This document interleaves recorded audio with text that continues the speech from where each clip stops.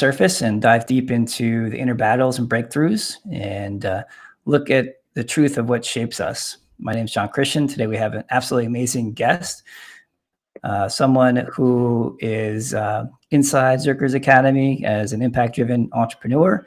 And so Michael Padurano is more than a guide. He's a living embodiment of radical self-awareness and transformation, a man who's walked through extremes and emerged with balance, purpose, and unwavering commitment to elevate humanity. He doesn't label himself as a coach. He's a guide who helps others find their own answers by sharing his vulnerability unapologetically and in truth. So welcome, Michael, to the Underground Warriors podcast. And we'd love to hear a little bit about your background and unique story of some of the challenges you faced over the years and what you're up to in the world. Thank you, John. I'm honored to be here. I truly am. Anytime I feel like we get to share our authentic story, it gives us an opportunity to impact as many as possible, right? Because I feel like that's what the world is missing, is authentic storytelling from their personal experience, because that is how we break down boundaries and create relatability, empathy, and understanding, is by sharing our genuine and authentic journey. How far back do you want me to go? I'm an open book, so you guide this and I'll run with it. Do I go all the way back? Well, we could talk a little bit about vulnerability. There's a certain point that, because that's something I can relate to as well, is having that vulnerability conversation of being open and to the point, and I can even go back a little bit where I began in the banking industry, where I protected myself so much. I had like two profiles, like on social media. One was Kit and one was John Christian. And people that knew me best knew me by Kit, and the people that, my business professional side. So there's a moment in time, I believe, that everybody goes through where they step in their true authentic self. So maybe go back to the time of like when maybe you were struggling to find that authenticity, and then, that moment that everything shifted. The first 41 years of my life. There's no ifs, ands, or buts about it. Until I went to Arkansas to go fight for custody of my kids because they were being abused by their mother and got stranded out there for 19 months during COVID. I went out there to save them, and I had to save myself by accident to survive that time of being stranded out there, 1,300 miles from home, alone with my three kids that were all coming out of this trauma cycle. I was forced to face my own trauma. I was forced to face myself. I worked with 35 to 45 coaches, 7 shamans, 2 priests, and a rabbi. I accumulated a ton of knowledge. I found audiobooks and went through 40 to 60 audiobooks and just started healing and went into the deepest healing I could ever imagine. I pretty much cried for 6 months straight. I journaled daily, hourly. It was ridiculous. I went through, I want to say 10 5-subject notebooks, maybe 15, of just, pretty much writing till my hands bled. It was insane, but I had so much to get out. And what I learned through that is you really need to rewrite your subconscious. And the only way to do that was through different types of exercises and different ways of journaling, and really be diligent about investing time, energy, and space into yourself. Because if you spend 40 years of your life loathing and hating yourself, which I did, then the concept of inner peace, the concept of self-love was not even something I could understand, remotely understand, or even believe was attainable, truthfully. Because I've been a millionaire 5 times and homeless 6 times now. So it's like I've had all the physical and all that crap in this world, and it never did anything for me. It made me more miserable in the end. Yeah. So it was going on that deep journey of self-discovery, right? I call spirituality the journey of self-understanding. And this is after my stroke. This is one of my favorite sweatshirts. It's, if it costs me my peace, it's too expensive, right? Or if it costs you your peace, it's too expensive. I don't remember what it says. Mine or your, oh no, it says here. But it's one of my favorite ones, right? And I also bought a Gary V Grateful sweatshirt, which is the most expensive piece of clothing I own today, because I don't buy designer anything, right? Like I'm a solo parent to 3 kids, and it's all about them. It's, the journey is multi-phase, most multi-approached. I mean, I got sober in 2006. I've been sober since, from substances. Found other addictions to escape my from businesses, sex, gambling, strip clubs, any distraction I could find, right? Even zoning out on TV shows and just disappearing from the world. Like, I mean, I you can get addicted to anything. Anything becomes an escapism. There was a while there that I exercised and got really healthy, and that became an escapism because I wasn't doing it with the right intent. I wasn't doing it to get healthy. I was doing it to avoid myself. I was doing everything to avoid dealing with my emotions. So at the end of the day, we are a trinity of mind, body, and soul. We are full entity, multifaceted, multidimensional beings, spiritual beings living a human experience. So if we don't embody all the facets, then the self love isn't full, right? We have to love the grimiest, dirtiest parts of ourselves that used to disgust us about ourselves, and love those pieces just as much, if not more, than we love our greatest attributes and qualities from the external world perspective. And then we also need to realize that the world is a house of cards because it's all perspective based. Like, that's all it is. It's your perspective and my perspective and 8.2 billion perspectives, and they're all true to each individual. But for some reason, we like to compare perspectives, and there is no comparison because no one's lived my life. I've never lived your life, right? No one's ever lived anyone's life. So we're all just throwing perspectives at each other, and we don't understand why we don't understand each other because we're not taking the time to understand. We're just trying to be louder than the person next to us. I don't know if that answered the question. I know that went a bunch of different directions, but I think the answer was there somewhere. Oh yeah, there is a few different rabbit holes that I was hearing in my mind of different places that there's a lot of wisdom in what you said, and I hope people that listening can actually hear what's being said because there's experiential information that you're sharing that sometimes unless you've actually experienced it, you can't really absorb it. So the one thing that you said was about the subconscious and how that drives a lot of our behavior, things and addiction, and we get what we want, even if it's not what we think we want on the surface. There's a question I ask my clients a lot of times is, they say, well, this is what's happening. I'm like, well, how is your life better off as a result of that happening? And it could be this horrible thing. And for some reason, underneath everything, there's something that they're benefiting from, even if it's a self-sabotaging behavior and things like that. So it's feeding something. Right. And the more awareness, like you said, perspective that we can have in our lives to see those things, the more power we claim back. I think a big challenge that people have is, giving away their power to certain situations, things that come up, people. It's like, oh, that person pissed me off, or this situation is causing me these issues. It's really all within ourselves and our reality. Many times, unless somebody's actually physically causing harm, like physical harm, or that is a different story. But for the majority of things that we're working through, it's that internal conversation and that internal battle, that we have with each other.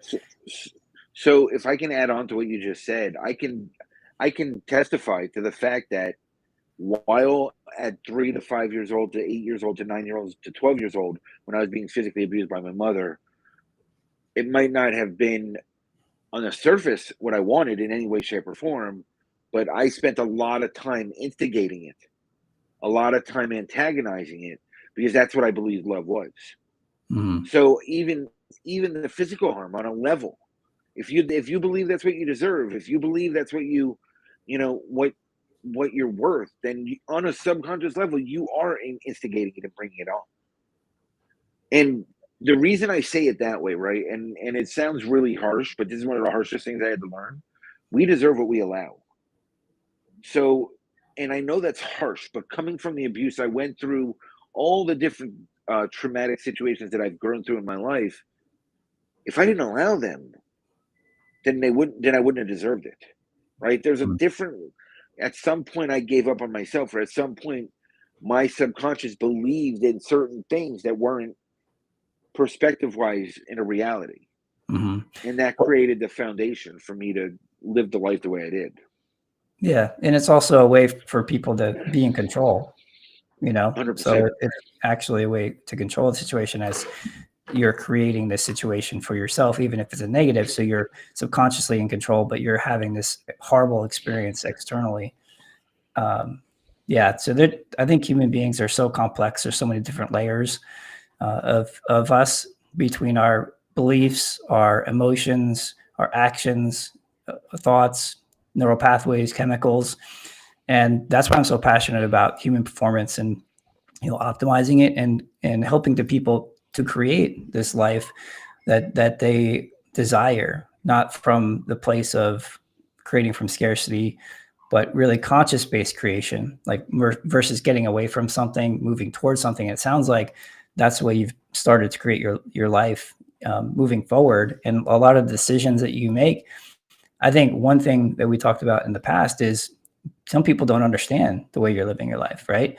So maybe Yeah. talk about that, because there's a lot of times when we follow our heart, but there's this unspoken or even spoken rule of existence in our society, and overcoming that fear and taking the leap of faith into that unknown, regardless of what everybody else So, is telling you. so I think the freedom came from my major stroke that I had in November 16th of 2022. It was a triple major stroke. 86% chance I'd be a vegetable for the rest of my life. I was half paralyzed for the first 6 weeks. Um, my whole left side of my body. So texting, talking, my face was droopy, everything. Had to relearn it all. Not to mention the mental capacity, which took me over a year to regain fully. And I'm blessed in God. It's a miracle that I did regain it all, right? Because so many don't. So it was this whole relearning process. And the funny part is, up until that point in my life, I always thought my brain was what made me special. Every time I've looked at God and I said, "This is what makes me special," my higher power has a way of saying, "Okay, well, let's take it away and let's prove to you that's not what makes you special." Right. So one of the major gifts that came from the stroke, I've had many gifts. The greatest gift, I think, is the release of all attachments. I'm not attached to anything, not attached to people, places, things, not attached to my kids' lives. Their lives are their own. I'm here to guide them on their journey. They are with me. I am while with me. I want them to grow and learn from pain. I want them to be able to heal through it and grow forward. I label it growing forward because I don't believe there's any sedentary state in life. You're either being unaware, or you're being self-aware and you're growing through life. And I think there's phases to self-awareness. There's phases to self-love, because I went from self-loathing, self-hatred to, in August of 2020, saying I love me for the first time in my whole life at 41 years old, to then August of 21 saying I'm in love with myself, ignored my flaws, ignored everything, went straight to ego mode and was telling everybody else how the best way to live their own life, because, who am I? But I feel like that's where that authoritative coach position comes into play, is telling everybody what's best for them. And then after the stroke, I released all that junk, all that garbage. I'm nothing more than a guide. I am just a pathway to open a gate for you to walk through. That's all I am. And anyone who sees themselves as more than that is lying to themselves and everyone else. Hmm. But it Yeah. went through phases, right? So I went from unaware to self aware to hyper self awareness, which was really judgmental, really hurtful, really, talking in that inner critic voice, which I was so stuck in forever. And then moving into, after the stroke, moving into unconditional self love and compassionate self awareness, which is where I live today. But again, it's a daily choice. Like, I'm not pretending that if I wake up tomorrow and don't make the conscious decision to step into the tools, into the ways of life that I live today, that I will still be in that state of being. There is no way possible. There's nothing stagnant. We're too much in flow. Mm. What I can tell you is today, no matter what the outside chaos of the world is, it doesn't impact my unconditional self love, my inner peace. I've been homeless with my kids now for almost 7 months. The 25th will be 7 months. I am the most fulfilled and at peace I've ever been. And there's been days where I don't know where I'm going to be that night with my kids. I've Yeah. had 5 child services cases open against me, which all have closed because I'm transparent, straightforward, and there's many other small issues around my circumstances, but I am just at peace with it all. I have implicit trust and faith in the divine plan. I built my programs. They're out there. They're copyrighted. They're published. They impact every human being that comes across them in one way or another. And when humanity is ready for it, it's going to be there. And that's it. And I just trust that divine timing will align before something catastrophic happens. Absolutely. Or if something catastrophic is meant to happen, then that happens and I'll bounce back. Yeah. Well, I mean, it also, looking at when you said home, I mean, what is a home, really?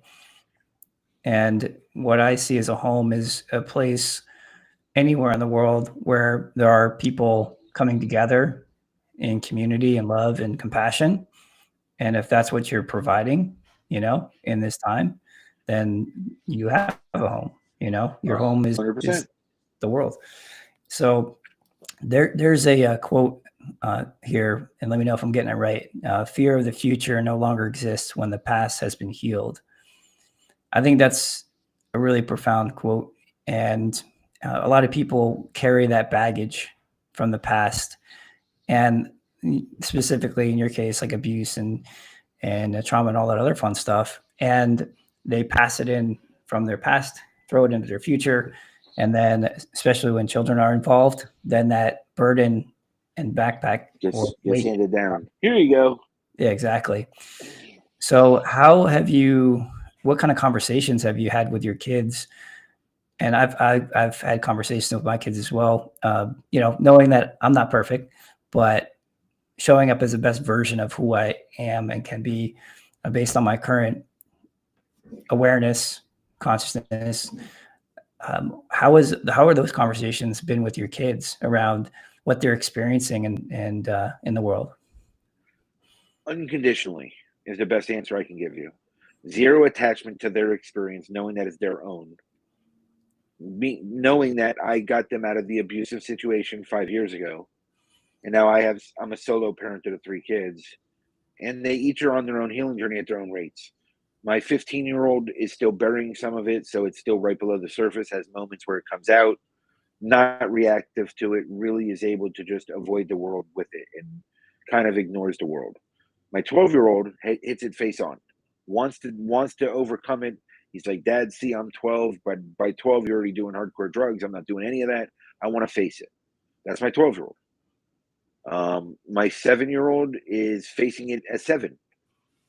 It's coming up. We're talking about it in therapy. They all go to therapy weekly. Again, my oldest avoids it in therapy, ignores emotions, really doesn't talk about that, sticks to the surface level stuff, but also conveys to her therapist that she trusts me implicitly. She doesn't worry about anything. She's like, I know my dad's got us. And she trusts me, I got to say, even more than I do sometimes. Like, John, there's been days that it's 11 o'clock at night. We're still in the car all day, not having a place to go. I'm breaking down into tears, and then somebody reaches out and just sends me $150 out of nowhere without me even asking. It just shows up. And it's, every time that doubt creeps in, I get a little bit less worried about it. I just do. Because when you're living in your soul's purpose, and you're living in your aligned passion and aligned way of being, and you're truly making your impact with or without funds, because I don't believe that our impact is correlated to the amount of money, fiscal currency that we have. I do not believe that to any extent of the imagination. I sit in rooms on Clubhouse with anywhere from 20 to 100 people almost every day, and I just drop seeds all day long. And I learn a ton too. I'm open. I know that I'm the student and the teacher all at the exact same time. There's no more of that ego involved. So I'm always looking to observe humanity, observe and understand and learn more.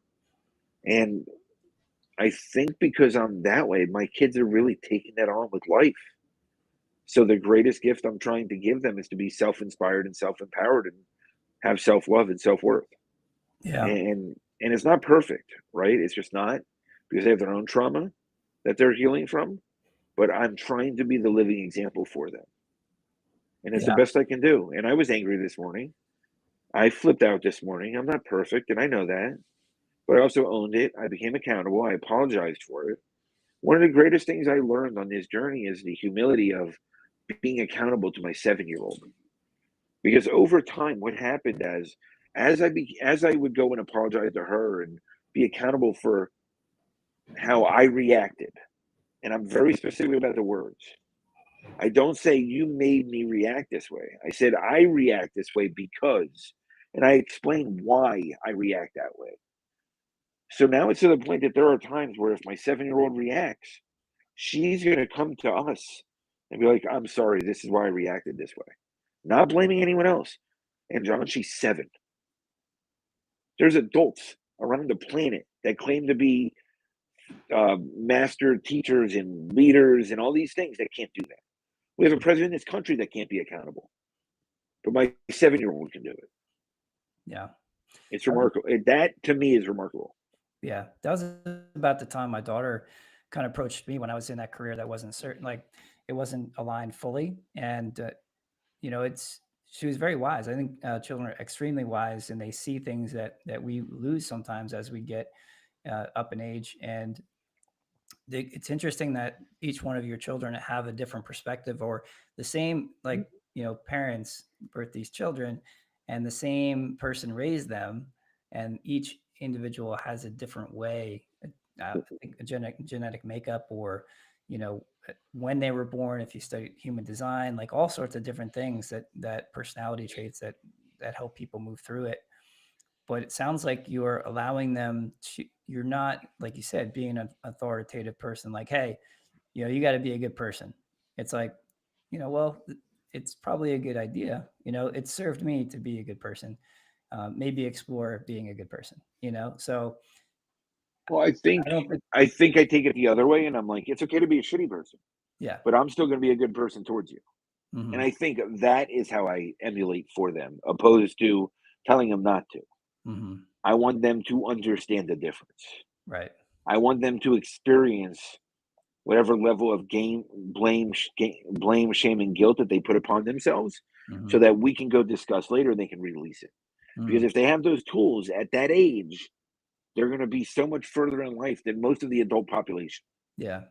Yeah, creating that safe place for them to feel that feeling and then discuss it and not internalize it into their body where it's becoming, stuck energy. 100%. Yeah.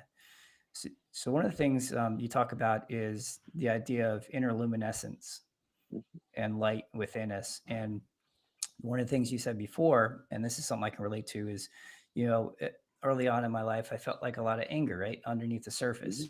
And I always have seen myself as not an angry person, like not I'm very loving, caring, compassionate. Uh, but there's that like shadow side of like this destroyer of like, hey, like if you go after my family, like it's not going to be a good thing.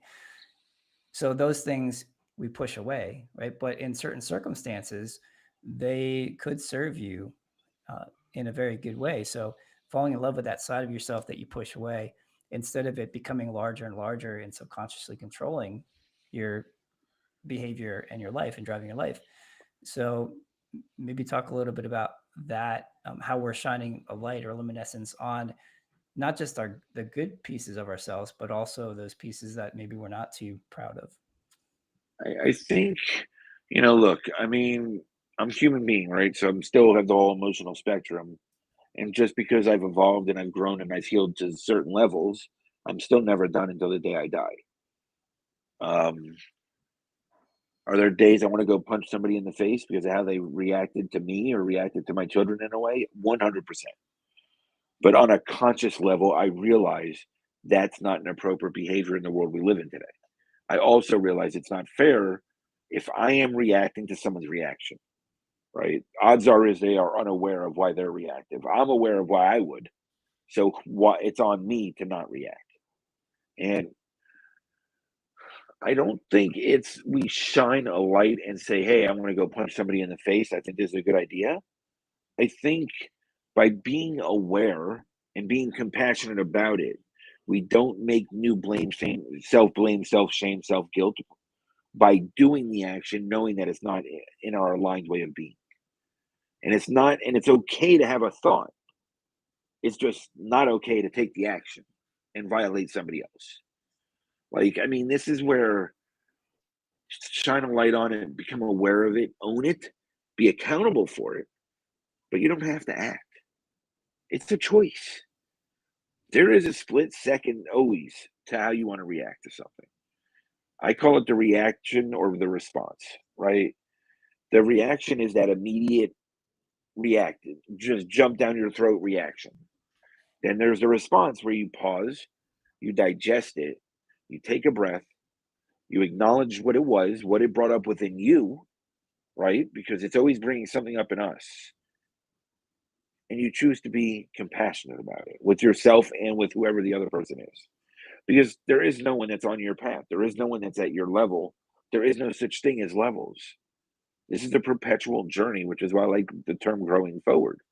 Because there is no, you get to a level and you're done. There is no mastery. There is no any of these things. Like, that's ego speaking. You know, I don't worry about the external certifications. I don't worry about any of those things. My life story will blow you away.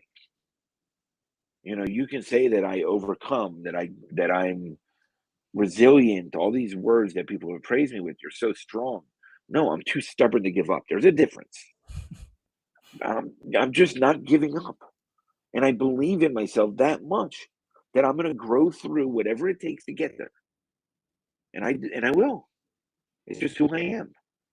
I don't label it as resilient, or strong, or courageous. I think I'm too stupid to be courageous.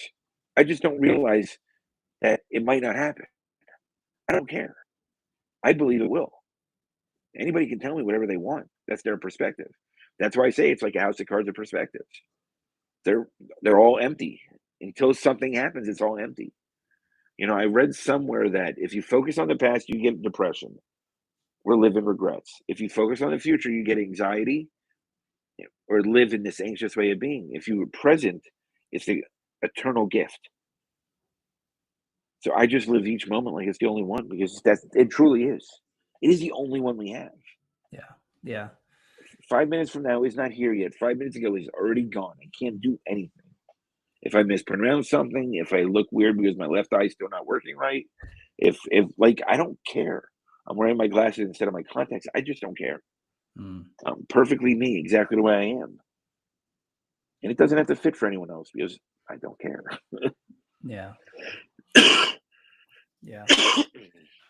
It's about freedom, you know, being free and embracing yourself fully. It's personal freedom and inner peace. Mm-hmm. I don't want to say overarching freedom because I don't think that's a real thing. Yeah. Because you look at the financial system that we both worked in for almost a decade, there's no freedom within that. I hate to tell anyone, there's no freedom in owning a house. Oh, I bought a house, I'm free. No, you're not. You pay taxes every month, every year. You have to have insurance every month. You have utilities. You have things that you have to pay. You don't own anything. So stop pretending. 3 days after you're dead, it's all gone. I promise. Yeah. Nobody's building this, memorial to you and saying this plot of land is yours forever. Yeah. So when I look at it that way, we over rationalize how grand of an experience we have. We're 80 to, let's be crazy. We're here from 80 to 200 years, right? Let's say we live to 200. Fantastic. Okay, we're 200 years old. The planet's 4.5 billion years old. What's 200 years? Stop pretending you're that special. While at the same time, we are that special. Because it's 400 trillion to 1 that we'd ever be a human being. And if you do that to the 8.2 billion time, if you do that to the 8.2 billion level, I mean, like, it's beyond, it's not even close to probable. Like, it's completely the opposite. It's improbable. So existence itself is proof of a higher power of some sort. I have no idea what that higher power is. I don't claim to. I just know what it means to me. Yeah. And that's all I care about. Like, the rest doesn't matter. You can pray, you can praise whatever you want, you can worship however you want, you can practice however you want. It's your life. I don't live it. I live mine. Yeah, there's two situations that come up as you're talking about this. Is I've worked with a lot of different people over the years, and anywhere from people that are homeless. I one time had spoke to somebody just out of the blue and wound up asking him what his life was about, and he wound up crying, and maybe something shifted him that day. Up to guys that are making $1 million a year, and everywhere in between. And the person making $1 million a year was miserable. Mm-hmm. The guy, the homeless, was miserable. But I've also talked to people that are somewhere in between, and they're absolutely loving their life, regardless of what success has been deemed. Um, so finding that is the key, and allowing yourself to be you in any situation, whether you're homeless or making $1 billion a year. Like, who is 100%. the person underlying that? So that's a lot of the work you and I do, is getting people connected with the truth of who they are, so that regardless of their situation, that they can show up and not beat themselves up, not feel depressed, not get physical symptoms, like all these different things. And the truth is 80% of what's population is unfulfilled. Mm-hmm. At So least. some At some least. right. Something's up. I mean, truthfully, I've worked with lots of millionaires and billionaires, truthfully, like transparently, over the course of the last 30 years in many different capacities. I would say that more in that neighborhood are absolutely miserable and unfulfilled than people that are considered poor or homeless slash homeless, Mhm. because at least they understand why they're there. When you're in the capacity to be extremely worldly successful, and I label it that reason for a very I would label it worldly successful for a very important reason. But you don't know your why and you don't know what fills you. You feel so much worse about life. And when you realize you're living life for everyone else. My parents wanted me to be this, so I'm this. So I overachieved. I tried to get attention. I tried to be the best at everything, but I still feel empty inside. It's a sad way to exist, and it's unfortunately what the world what the world rewards currently. I don't think it always will. I think we're getting close to a major tipping point. Yeah, absolutely. Well, I think it's the idea of looking outside yourself for answers, and the difference between that and, stepping inside of yourself and trusting yourself as that guide, you know? So it sounds like guiding people to connect with a true power within themselves is Mhm. what your focus is and vision for the world. Yes, and I do it just like you do it, but I do it in my own perspective way, right? Which is, for me, I was always a habitual overthinker and always beating myself up and really running myself down that path. So the work I created is the tools I use daily and how I stopped the overthinking and became present. Yeah. And it's really about rewiring the subconscious. That's where all my energy goes to. Yeah. How have And you being more found, self-aware. Yeah, yeah, sorry. how have you found the best way, because I've dived deep into that as well, subconscious reprogramming it. How have you found is the most effective way to do that? Repetitious behavior Hmm. of the opposite, right? So and in an aware state. So this is the difference too, right? Because subconscious will run wild when we're unaware. When we're aware, we either choose to be accountable or ignore it. So you need to be aware and be accountable at the same time to yourself, not to anyone else in the world. Because when you're dealing with your subconscious, the rest of the world doesn't matter. No one cares. It's about us. Our world is us.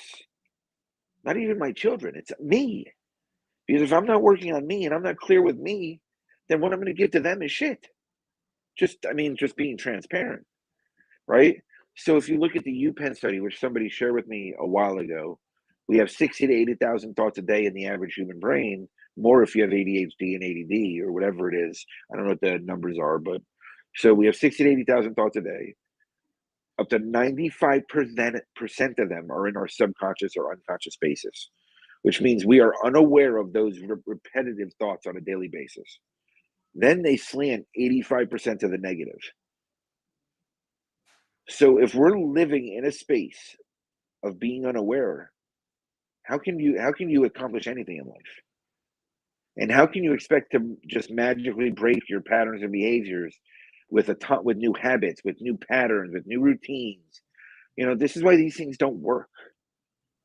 This is why people give up. So you've got to shift.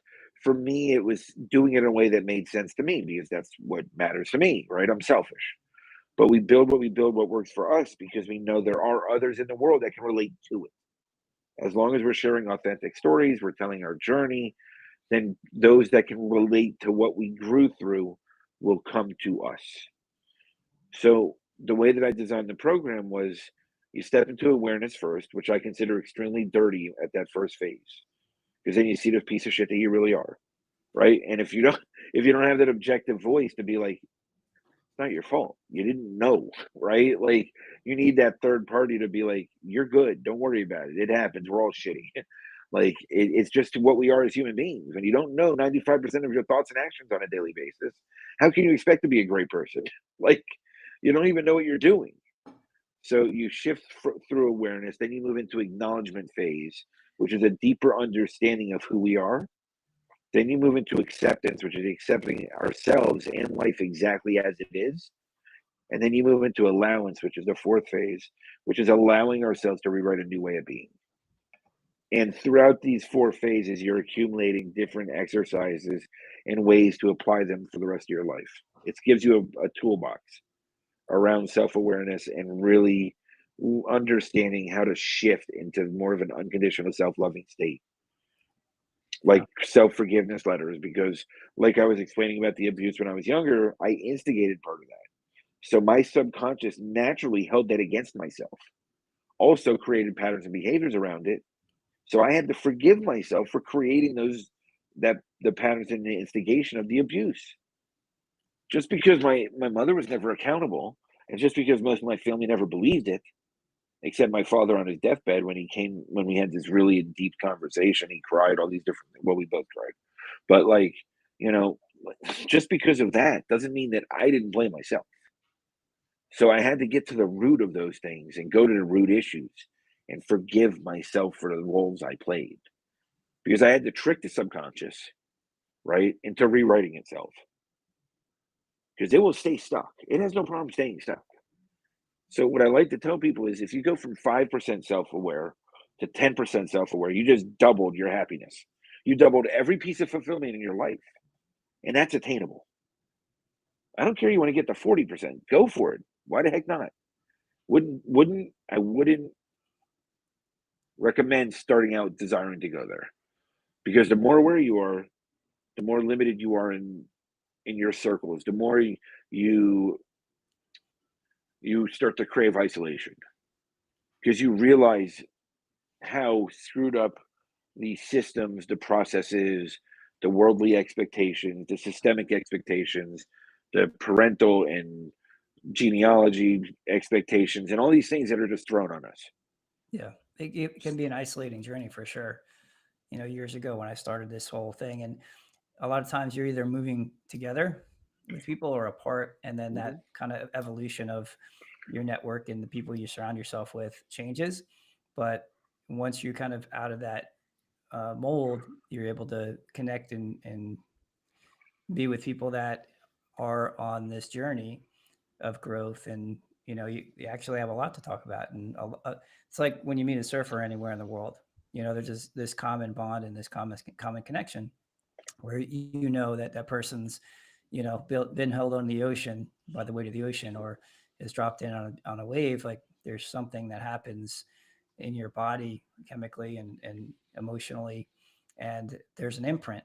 So like energy attracts like energy a lot of times. So um, I love it. So as far as the next, I know you don't like to go too much into the future, but what's in the future for you over the next like year, let's say, of the impact that you want to be creating and how you're creating it? So I can give my answer, which is I hope I wake up every day until then, right? Because then I'm still here. Hmm. I look at every day as a gift and a miracle. So for me to project that far out, it's just keep building and impacting souls. That's all I care about. Like the rest of it, I don't care about. Everything else will work itself out. I just want to impact as many souls on a daily basis as I can to reflect back to them of healthier ways of being for themselves. And that's it. Like the rest of it will just become whatever it's meant to become. I don't Yeah. have those lofty external worldly expectations because they don't matter to me. Yeah. I've So had who, stuff. It didn't work. 100%. So who would be the perfect person to be reaching out to get support from you? Anyone who has a desire to want to love themselves more, to be more fulfilled, to find inner peace, or to understand why they act the way they act, or Yeah. react the way they act, I should say. Not act, but react. Yeah. Because that's all the subconscious basis, right? Where you're just constantly reacting to the world around you. Hmm. And if you go by the ACEs exam, right, which I know you've heard of, right, that childhood trauma exam that they give you at times. No, So I don't do that. it's like 10 questions, I think, of 10 different types of childhood trauma. Hmm. And they say the extreme is if you have 8 or more, you're likely to be in prison for the rest of your life. So I got stuck at 7, never got my 8th. So apparently that's what kept me out of prison. Um, but it gives you different types of traumas. And they said over 80% of the US adult population has unresolved childhood trauma based on these tests. So the whole world right now is trauma reactive. For anyone who hasn't watched the news, like me, I don't watch the news. You can easily see how the whole world's trauma reactive. Mm. It's overflow. Let's overload you. Let's numb you. Let's sedate you so you don't react to anything. So you can't even react because you're too overwhelmed in your own reactions. Yeah. And it's a very dangerous state that humanity is in right now. Yeah, absolutely. So it sounds like, if we're looking at some things that people can take away from this is, that awareness perspective. Um, what were some things that people can practice like this week that'll help them to become more aware, to forgive themselves, to operate in, pure love and compassion with themselves and others? So the simplest thing that I can explain to anyone to become even just slightly more aware is spend 3 to 4 minutes every day when you first wake up. Write down 5 things that you hate about yourself and 5 things you love about yourself, and do it every day for 3 weeks. Mm. Because at the end of 3 weeks, you're gonna have over 100 things that you love about yourself, which is probably more than you thought you ever could think of, Yeah. right? And it's become. I really believe that awareness is power, because the more you become aware, the more that you automatically. Our mind is so magical, like it is such a powerful machine. Yeah. But if you're staying stagnant in that 85% negative, then if you tell yourself, I want to be 1% better every day, your mind 85% of the time is saying, I was 81% worse yesterday. Because that's just a natural programming, which is I don't buy into that stuff. Because I know my mind and my overthinking is going to extremely go straight to the negative. So if I tell myself I'm 1% better today, it's automatically shifting to I was 1% worse yesterday. So rather than saying, oh, in the course of a year, I'll be this much further ahead, it's saying, well, a year ago, I was this much worse. Yeah. So it's for me, it's really important to stay present. Dedicate that 5 to 10 minutes every morning, write down 5 things each. And then as you're doing that, by week 2, you start adding in 5 things you're grateful for. Then week 3, you move into 5 things that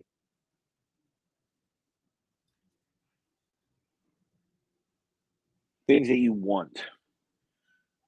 And then I think at some point, as you're moving through this process, you're going to realize that you have many of the things you didn't realize you wanted already, and you wanted for worldly external reasons, not for your own reasons.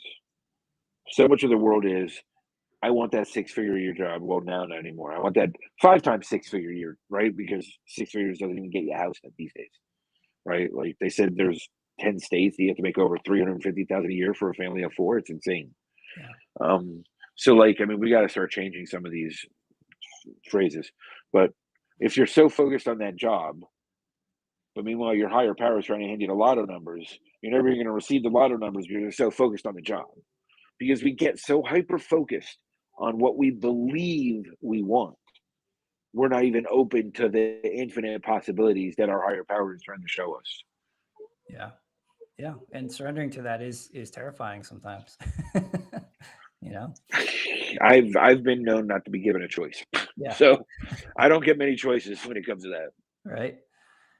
Yeah, no, I think that's very powerful. And I believe, if you're writing those things down in that one column, things you don't like about yourself, eventually those move over into the things you love about yourself, and I think that's the real beauty of that exercise is that, falling in love with all those pieces of yourself so that you're not disintegrated. If you study parts integration, you can be disintegrated as a human being. So your reintegration process is very powerful.